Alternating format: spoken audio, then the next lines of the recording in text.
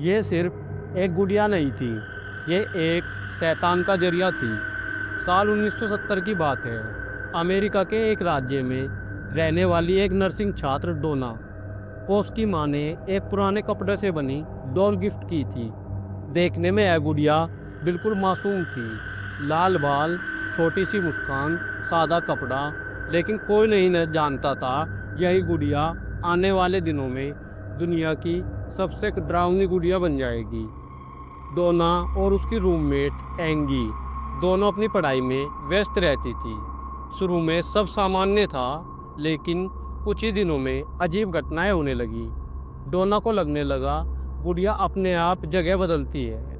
वह पहले कमरे के एक कोने में होती, लेकिन जब डोना घर वापस लौटती वह सोफे या बिस्तर पर बैठी मिलती। शुरुआत में दोनों ने सोचा कि शायद कोई भूलवश उसे हिला देता होगा, लेकिन जल्दी ही यह घटनाएं बढ़ने लगी। एक दिन एंगी ने देखा कि गुड़िया के हाथ में एक पार्चमेंट पेपर था जिस पर लिखा था हेल्प मी। ऐसा पेपर उनके घर में कहीं नहीं था। फिर एक और दिन दोनों को गुड़िया के सिर और हाथ पर लाल खून जैसी बूंदें दिखाई दी। तब उन्हें समझ आया ये कोई सामान्य खिलौना नहीं। डर ने अब घर बना लिया था। डोना और एंगी का एक दोस्त था लोऊ। वह अक्सर उनके फ्लैट में आता जाता था। लोऊ को शुरुआत से ही इस गुड़िया से अजीब सी घबराहट होती थी। एक रात लोऊ ने सपना देखा वह सो रहा है और गुड़िया उसके पैरों पर बैठी है। धीरे धीरे वह उसके गले को दबाने लगती है। उसकी सांसें रुकने लगती है।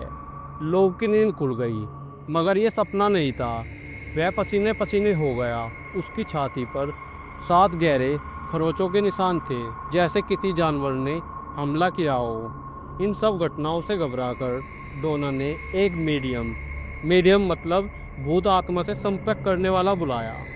मीडियम ने बताया कि उस गुड़िया में एक छोटी लड़की की आत्मा है, एनेबेला। उसकी मौत उस इलाके में हुई थी और उसकी आत्मा अब गुड़िया में समा गई है।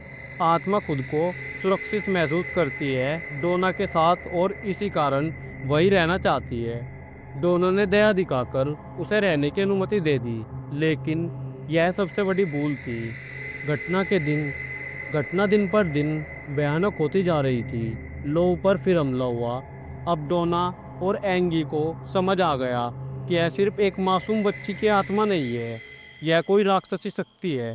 तब उन्होंने संपर्क किया मशहूर पैरानॉर्मल इन्वेस्टिगेटर ईडी और लोरेन वोरेन को। वोरेन ने बताया यह आत्मा नहीं बल्कि एक डेमोनिक एनर्जी है जो खुद को लड़की की आत्मा के रूप में छुपा रही है। उसका मकसद है इंसानों के शरीर पर कब्जा करना।